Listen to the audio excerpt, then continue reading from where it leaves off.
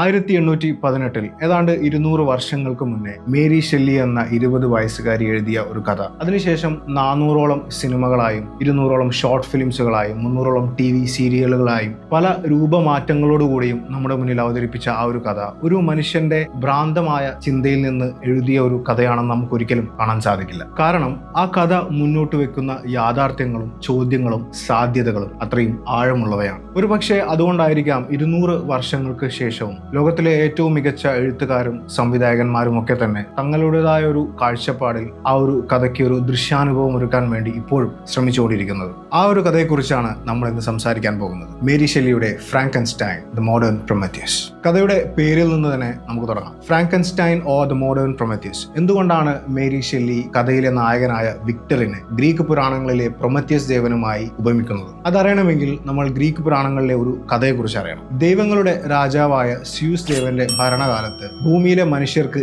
തീ നിഷിദ്ധമായിരുന്നു. മനുഷ്യരുടെ ഈ ഒരു ദുരിത ജീവിതം കണ്ട് മനസ്സലിഞ്ഞ മറ്റൊരു ദേവനായ പ്രൊമത്തിയസ് സ്യൂസ് അറിയാതെ സ്വർഗത്തിൽ നിന്നും തീ മോഷ്ടിച്ച് മനുഷ്യർക്ക് നൽകുന്നു. തീ ലഭിച്ച ആദ്യകാലം മുതൽ ഭക്ഷണം പാകം ചെയ്യാനും തണുപ്പകറ്റാനും ഇരുട്ടിൽ നിന്ന് വെളിച്ചമുണ്ടാക്കാനും മാത്രമാണ് മനുഷ്യൻ തീ ഉപയോഗിച്ചിരുന്നത്. കാലക്രമേണ മനുഷ്യൻ തീ ഉപയോഗിച്ച് ആയുധങ്ങൾ ഉണ്ടാക്കാനും മറ്റു പല ഉപകരണങ്ങൾ ഉണ്ടാക്കാനും തുടങ്ങുന്നു. പ്രാകൃതരായി ജീവിച്ചിരുന്ന ഈ ഒരു മനുഷ്യരുടെ ഇടയിലേക്ക് തീ വന്നത് അവരുടെ ജീവിതത്തിൽ വലിയ വലിയ മാറ്റങ്ങൾ കൊണ്ടുവന്നു. ആയുധങ്ങളും ഉപകരണങ്ങളും എല്ലാം നിർമ്മിച്ചുകൊണ്ട് മനുഷ്യർ കൂടുതൽ ശക്തരാകാൻ തുടങ്ങി. തീ ഉപയോഗിച്ച് ഒരുപാട് ശക്തരായ മനുഷ്യർ അവരുടെ ചുറ്റിലുള്ള പ്രകൃതിയെയും ജീവജാലങ്ങളെയും ഒക്കെ കൺട്രോൾ ചെയ്യാൻ തുടങ്ങും. ഈ ഒരു ശക്തിയും പുരോഗതിയും മനുഷ്യരെ കൂടുതൽ അഹങ്കാരികളും സ്വാർത്ഥന്മാരുമാക്കി മാറ്റി. അവർ പരസ്പരം യുദ്ധം ചെയ്യാനും പ്രകൃതിയെ നശിപ്പിക്കാനും ദൈവങ്ങളെ വെല്ലുവിളിക്കാനും തുടങ്ങി. ഈ ഒരു വിഷയം പ്രകൃതിയുമായുള്ള സകല ജീവജാലങ്ങളുടെയും സന്തുലിതാവസ്ഥ നഷ്ടപ്പെടുത്താൻ തുടങ്ങുന്നു. ചുരുക്കത്തിൽ പ്രൊമത്തിയസ് മനുഷ്യന് നൽകിയ തീ മനുഷ്യന് പുരോഗതിയും ശക്തിയും ഒക്കെ നൽകിയതോടൊപ്പം തന്നെ അതിന്റെ ദുരുപയോഗം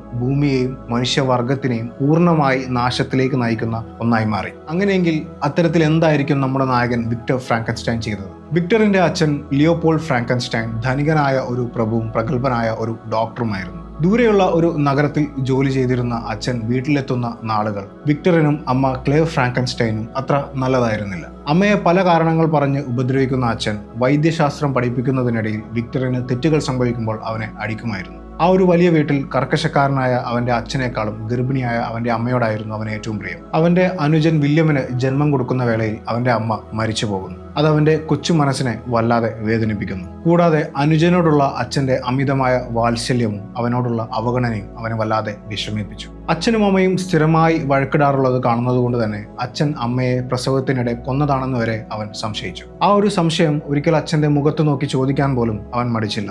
എന്നാൽ ഒരു ഡോക്ടർ എന്ന നിലയിൽ താൻ ചെയ്യേണ്ടതെല്ലാം താൻ ചെയ്തിട്ടുണ്ടെന്നും മരണം മനുഷ്യന് തടുക്കാൻ സാധിക്കുന്ന ഒന്നല്ല എന്നുമായിരുന്നു അച്ഛന്റെ മറുപടി. എന്തുകൊണ്ട് മരണം തടുക്കാൻ സാധിക്കില്ലെന്നുള്ള ഒരു ചോദ്യം അവൻ അച്ഛനോട് ചോദിക്കുന്നതിനോടൊപ്പം തന്നെ താൻ അച്ഛനേക്കാൾ വലിയൊരു ഡോക്ടർ ആവുമെന്നും മരണത്തിനൊരു ശാശ്വതമായ പരിഹാരം താൻ കണ്ടെത്തുമെന്നും അച്ഛനോട് അവൻ പറയുന്നു. അങ്ങനെ കുറച്ച് നാളുകൾക്ക് ശേഷം അച്ഛന്റെ മരണത്തോടെ അനിയനെ വിയന്നയിലുള്ള ഒരു ബന്ധു വീട്ടിലേക്ക് അയച്ച ശേഷം ഡോക്ടർ വിഭാഗം പഠനം പൂർത്തിയാക്കാൻ വേണ്ടി വിക്ടർ ലണ്ടനിലേക്ക് പോകുന്നു. തന്റെ അമ്മ മരണപ്പെട്ട നിമിഷം മുതൽ വിക്ടറിനെ വേട്ടയാടിയ 3 ചോദ്യങ്ങളുണ്ടായിരുന്നു. ഒരു മനുഷ്യൻ മരണമില്ലാതെ എങ്ങനെ ജീവിക്കാം?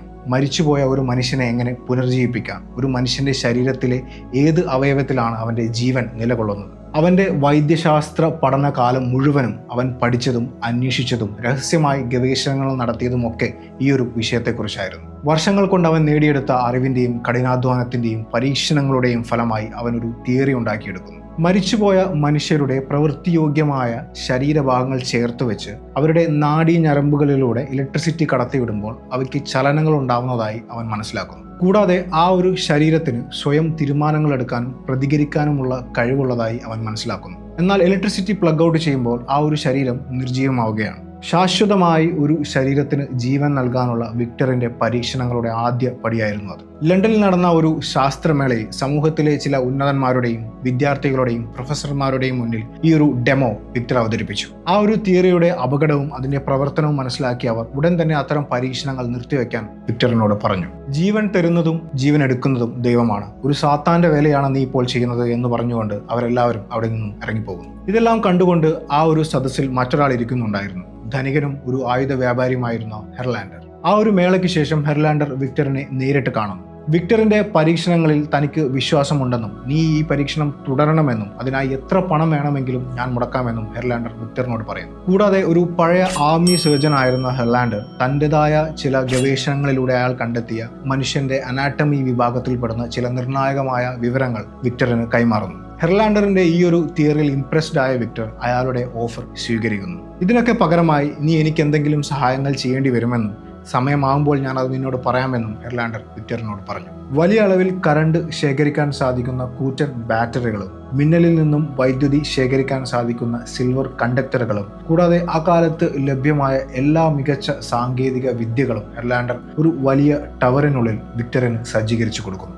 അങ്ങനെ ഹെർലാൻഡറിന്റെ സഹായത്തോടുകൂടി വിക്ടർ ഒരു മനുഷ്യനെ ഉണ്ടാക്കി അതിന് ജീവൻ കൊടുക്കുക എന്ന തന്റെ ഭ്രാന്തമായ പരീക്ഷണങ്ങൾ ആരംഭിക്കുന്നു. അടുത്തതായി വേണ്ടിയിരുന്നത് മരണശേഷം അധികം സമയം കഴിഞ്ഞിട്ടില്ലാത്ത മൃതദേഹങ്ങളായിരുന്നു. കാരണം മരണശേഷം നിശ്ചിത സമയത്തിനുള്ളിൽ ഓരോ അവയവങ്ങളും നിർജ്ജീവമാകും. അതാത് സമയത്തിനുള്ളിൽ അതെല്ലാം പുറത്തെടുത്ത് താൻ ഉണ്ടാക്കാൻ പോകുന്ന മനുഷ്യ ശരീരത്തിന്റെ ഉള്ളിൽ അതെല്ലാം തുന്നിച്ചേർക്കണം. അതിനായി തൂക്കിക്കൊല്ലാൻ വിധിച്ച കുറ്റവാളികളെയും യുദ്ധമുഖത്ത് മരിച്ചു വീഴാനിരിക്കുന്ന പട്ടാളക്കാരെയും അവൻ നോട്ടമിട്ടു. ഈ രണ്ട് വിഭാഗത്തിൽ നിന്നും തനിക്ക് ആവശ്യമുള്ള ഓരോ അവയവങ്ങളും പെർഫെക്റ്റ് ആയ ആളുകളെ മരിച്ചു വീണ ഉടനെ വിക്ടർ തന്റെ ലാബിലെത്തിച്ചു. ഈ കൊണ്ടുവന്ന മൃതശരീരങ്ങളിൽ നിന്നും പെർഫെക്റ്റ് ആയ എല്ലാ ഭാഗങ്ങളും കൂട്ടിച്ചേർത്തുകൊണ്ട് 8 അടി നീളമുള്ള ഒരു മനുഷ്യരൂപത്തെ വിക്ടർ ഉണ്ടാക്കുന്നു. ഇടിയും മിന്നലും നിറഞ്ഞ ഒരു ഇരുണ്ട രാത്രിയിൽ അതിശക്തമായ മിന്നലിന്റെ വൈദ്യുതി ഉപയോഗിച്ച് താൻ ഉണ്ടാക്കിയ ആ ഒരു മനുഷ്യന് ജീവൻ നൽകാൻ വിക്ടർ തയ്യാറെടുത്തു. എന്നാൽ അടുത്ത നിമിഷം താൻ ഇത്രയും കാലം ചെയ്ത എല്ലാ സഹായങ്ങൾക്കുമായുള്ള ഒരു പ്രതിഫലം ഹെർലാൻഡർ വിക്ടറിനോട് ചോദിക്കുന്നു. അയാൾ തന്റെ ശരീരത്തിന്റെ യഥാർത്ഥ അവസ്ഥ വിക്ടറിനോട് പറയുന്നു. സെക്ഷലി ട്രാൻസ്മിറ്റഡ് ആയ സിഫിലിസ് എന്ന അസുഖബാധിതനാണ് ഹെർലാൻഡർ.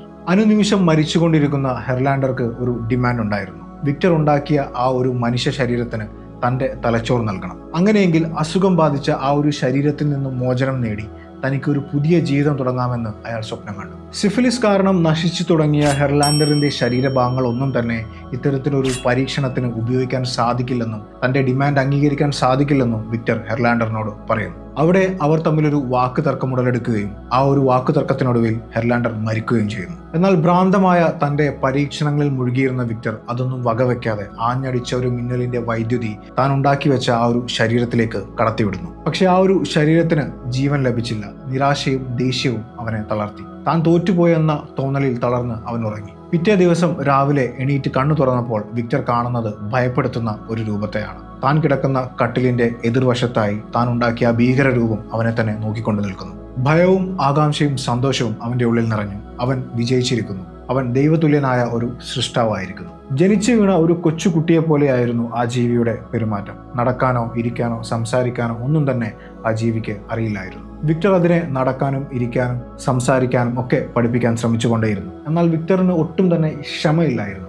എല്ലാം അത് പെട്ടെന്ന് പഠിച്ചെടുക്കണമെന്ന ഒരു വാശിയുള്ളതുപോലെ വിക്ടർ അതിനോട് വളരെ ക്രൂരമായി പെരുമാറാൻ തുടങ്ങി. താൻ ആദ്യമായി പറഞ്ഞുകൊടുത്ത വിക്ടർ എന്ന തന്റെ പേര് മാത്രമേ ആ ജീവിക്ക് പറയാൻ സാധിക്കുമായിരുന്നുള്ളൂ. അതിനിടയിൽ ഈ ജീവിക്ക് താൻ പ്രതീക്ഷിച്ചതിൽ നിന്നും പല വ്യത്യസ്തമായ കഴിവുകളും ഉള്ളതായി വിക്ടർ മനസ്സിലാക്കുന്നു. അവന്റെ ശരീരത്തിൽ ഉണ്ടാകുന്ന മുറിവുകളെല്ലാം വളരെ പെട്ടെന്ന് തന്നെ ഉണങ്ങുന്നതായി വിക്ടർ ശ്രദ്ധിക്കുന്നു. ചുരുക്കത്തിൽ ഒരു വലിയ ശരീരത്തിൽ ഒരു കൊച്ചുകുട്ടി ജനിച്ചതുപോലെയായിരുന്നു ആ ജീവിയുടെ അവസ്ഥ. ഒരു മനുഷ്യജീവൻ ഉണ്ടാക്കുക, മരണത്തെ അതിജീവിക്കുക എന്നതിലുപരി ഒരുപാട് ശരീരങ്ങൾ തുന്നിച്ചേർത്തുണ്ടാക്കിയ ഒരു വിരൂപനായ ഒരു ജീവി സമൂഹത്തിൽ എങ്ങനെ ജീവിക്കുമെന്നോ പൊതുസമൂഹം ആ ഒരു ജീവി എങ്ങനെ നോക്കിക്കാണുമെന്നോ ഒന്നും തന്നെ വിക്ടർ ചിന്തിച്ചിരുന്നില്ല. കൂടാതെ അതിനെ കൺട്രോൾ ചെയ്യാൻ തനിക്ക് സാധിക്കുന്നില്ല എന്നൊരു അവസ്ഥ കൂടി ആയപ്പോൾ വിക്ടർ അതിനെ കൊന്നുകളയാൻ തന്നെ തീരുമാനിക്കുന്നു. ആ ഒരു വലിയ ടവറിന്റെ ബേസ്മെന്റിൽ ആ ജീവിയെ കെട്ടിയിട്ട് ആ ടവറിന് വിക്ടർ തീ വെക്കുന്നു. ശക്തമായ സ്ഫോടനങ്ങൾക്കിടയിൽ ഭയന്നുപോയ ആ ജീവി അതിനാകെ അറിയാവുന്ന വിക്ടർ എന്ന വാക്ക് അലറി വിളിക്കുന്നു. ആ ജീവിയുടെ അലർച്ചയിൽ മനം മാറിയ വിക്ടർ അതിനെ രക്ഷിക്കാൻ വീണ്ടും ആ കെട്ടിടത്തിലേക്ക് പോകുന്നുണ്ടെങ്കിൽ ഒരു സ്ഫോടനത്തിന്റെ ആഘാതത്തിൽ തെറിച്ചു വീണ് അയാളുടെ കാലുകൾ നഷ്ടപ്പെടും. അവിടെയെല്ലാം അവസാനിച്ചു,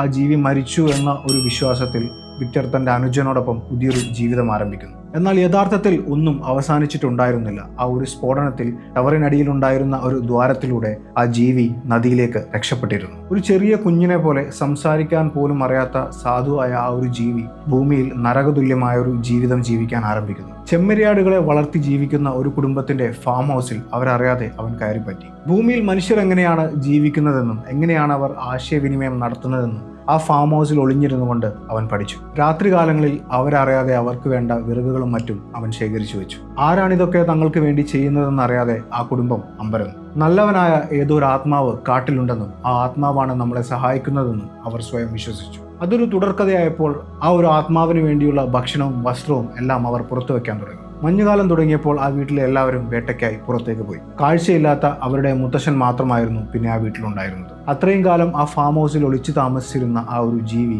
ആ വൃദ്ധനുമായി കൂട്ടാവുന്നു. സംസാരിക്കാൻ നന്നായി ബുദ്ധിമുട്ടിയിരുന്ന ആ ഒരു ജീവി യുദ്ധകാലത്ത് പരിക്കേറ്റ് എല്ലാ ഓർമ്മകളും നഷ്ടപ്പെട്ട ഒരു പട്ടാളക്കാരനായിരിക്കാമെന്ന് ആ വൃദ്ധൻ വിചാരിച്ചു. അയാളിലൂടെ അവൻ മനുഷ്യരെ പറ്റിയും മനുഷ്യന്റെ ചരിത്രത്തെ പറ്റിയും എല്ലാം പഠിക്കുന്നു. അപ്പോഴെല്ലാം താൻ ആരാണ്, താൻ എന്താണ്, തൻ്റെ സൃഷ്ടാവ് ആരാണ് എന്നൊക്കെയുള്ള ചോദ്യങ്ങൾ അവൻ്റെ ഉള്ളിലുണ്ടായിരുന്നു. ആ വൃദ്ധന്റെ നിർദ്ദേശപ്രകാരം അവൻ്റെ ഉറവിടം കണ്ടെത്താൻ അവൻ തീരുമാനിക്കുന്നു. മനസ്സിലെവിടെയോ ഉണ്ടായിരുന്ന വിക്ടർ എന്ന വാക്കും ആ സ്ഫോടനവും അവനെ ആ തകർന്നടിഞ്ഞ ടവറിലെത്തിക്കുന്നു. കത്തിക്കരിഞ്ഞ വിക്ടറിന്റെ പുസ്തകങ്ങളിൽ നിന്നും താൻ ആരാണെന്നും താൻ എന്താണെന്നും ആരാണ് തൻ്റെ സൃഷ്ടാവെന്നും അയാൾ എവിടെയാണെന്നും അവൻ തിരിച്ചറിയുന്നു. ഒടുവിൽ വിക്ടറിനെ കണ്ടെത്തിയ അവൻ ഇത്രയും നാൾ ഭൂമിയിൽ ജീവിക്കാൻ താൻ അനുഭവിച്ച വേദനകളും യാതനകളും എല്ലാം അയാളുമായി പങ്കുവെക്കുന്നു. വിരൂപനായ തനിക്ക് ഈ സമൂഹത്തിൽ മറ്റു സാധാരണ മനുഷ്യന്മാരുടെ കൂടെ ജീവിക്കാൻ സാധിക്കില്ലെന്നും അതുകൊണ്ട് തന്നെ തന്നെപ്പോലുള്ള മറ്റൊരു ജീവിയെ തനിക്ക് കൂട്ടിനായി ഉണ്ടാക്കി തരണമെന്നും അയാൾ വിക്ടറിനോട് ആവശ്യപ്പെടുന്നു.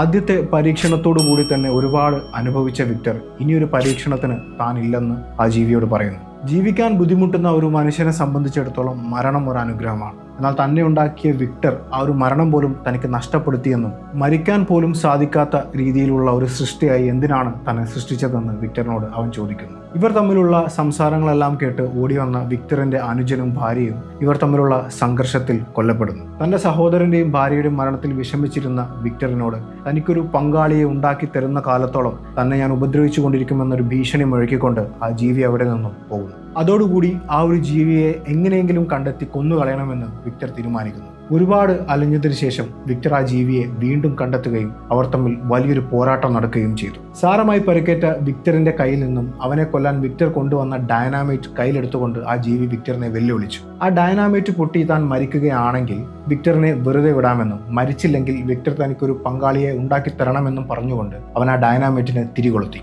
ശക്തമായി പൊട്ടിത്തെറിച്ച ആ ഡൈനാമൈറ്റിന് പോലും ആ ജീവിയെ കൊല്ലാൻ സാധിക്കുന്നില്ല എന്നുള്ള ഒരു സത്യം മനസ്സിലാക്കിയ വിക്ടറിന് അവന്റെ നിസ്സഹായാവസ്ഥ മനസ്സിലാകുന്നു. വിരൂപനായ ആ ജീവിക്ക് ഈ സമൂഹത്തിൽ ജീവിക്കാൻ സാധിക്കുന്നില്ല എന്ന് മാത്രമല്ല അവന് മരിക്കാനും സാധിക്കില്ല. ഒരു സഹജീവിയുടെയോ അല്ലെങ്കിൽ ഒരു കൂട്ടുകാരൻ്റെയോ തുണയില്ലാതെ കാലങ്ങളോളം ഏകാന്തമായി ഈ ഭൂമിയിൽ ജീവിക്കാൻ ശപിക്കപ്പെട്ട ഒരു ജന്മം. ഒരു പങ്കാളിക്കായി, ഒരു കൂട്ടിനായി, ഒരു സുഹൃത്തിനായി ആ ഒരു ജീവി വിക്ടറിനോട് വാശി പിടിക്കുന്നതിന്റെ ആഴം അപ്പോഴാണ് വിക്ടറിന് മനസ്സിലാകുന്നത്. താൻ ജീവൻ നൽകിയ ആ ജീവിയുടെ ഈ ഒരു അവസ്ഥയ്ക്ക് കാരണം തന്റെ അഹങ്കാരവും അവിവേകവുമാണെന്ന സത്യം വിക്ടറിനെ വല്ലാതെ വിഷമിപ്പിക്കുന്നു. ഒരച്ഛൻ തന്റെ കൈക്കുഞ്ഞിനെ ഉപേക്ഷിക്കുന്നതിന് തുല്യമായ ഒരു പാപമാണ് താൻ ചെയ്തത് എന്ന തിരിച്ചറിവ് വിക്ടറിനെ വേട്ടയാടി. അവനെ സഹായിക്കാൻ സാധിക്കില്ലെന്ന് തിരിച്ചറിയുന്ന വിക്ടർ അവനോട് മാപ്പ് ചോദിച്ച് അവന്റെ മടിയിൽ കിടന്ന് മരിക്കുന്നു. വിക്ടറിന്റെ തെറ്റുകൾക്ക് മാപ്പ് കൊടുത്തുകൊണ്ട് അനന്തമായ ഈ ഭൂമിയിൽ മരണമില്ലാതെ ജീവിക്കാൻ വിധിക്കപ്പെട്ട ആ ജീവി യാത്ര തുടരുന്നു. മനുഷ്യന്റെ ഭ്രാന്തമായ ചിന്തകളും അന്വേഷണങ്ങളും പരീക്ഷണങ്ങളും ഭൂമിയെയും മറ്റുള്ള മനുഷ്യരെയും എങ്ങനെയൊക്കെ ബാധിക്കുന്നുവെന്ന് ഈ കഥ